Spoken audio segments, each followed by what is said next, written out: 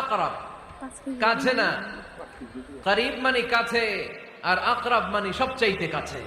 The closest one, the most closest one, সবচাইতে কাছে। ওয়া নাহনু আকরাবু ইলাইহি মিন হাবলিল ওয়ারিদ।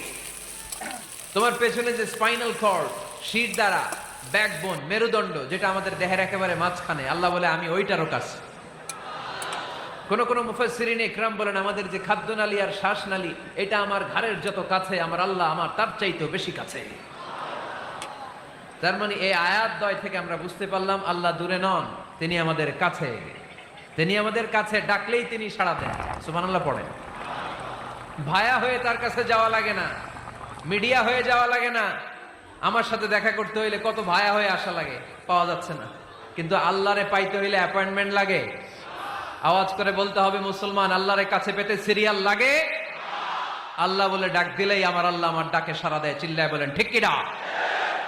এজন্য বুখারীর বর্ণনায় বিশ্বনবী বললেন, ফাইন যাকারানি ফি নাফসি যাকারতুহু ফি নাফসি।